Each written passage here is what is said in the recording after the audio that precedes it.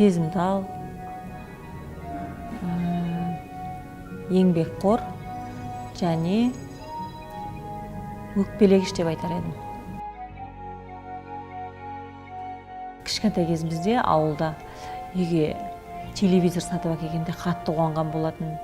Өйткені оған дейін біз ауылда көршілердің үйіне барып телевизор көретінбіз. Жаңағы «Рабыня Изаура» деген сериалдарды көретінбіз. Соны үйге телевизор алып дегенде қатты қуанғам. Тынышталыңдар! Ой, өңшең бұзықтар!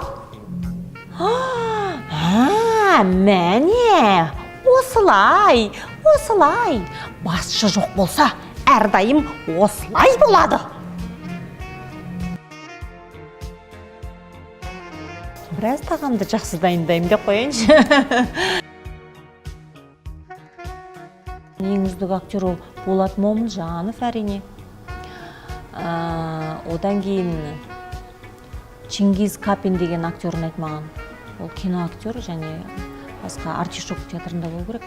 Бір жерде жұмыс істейді. Сол актер ұнайды. Және өзіміздің Ресей халқынан Сергей Безруков актерін айтмаған. Мен ойнай алатын аспап гитара, домбыра.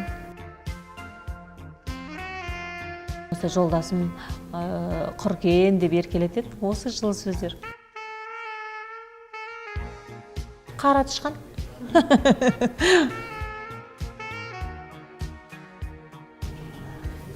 Баяу жүрем, баяу қозғалам. Жан дүниесі бай болу керек, және де фантазия керек. Қазіргі кезде ең көп қойылатын сұрақ, ертеңгі расписание қандай?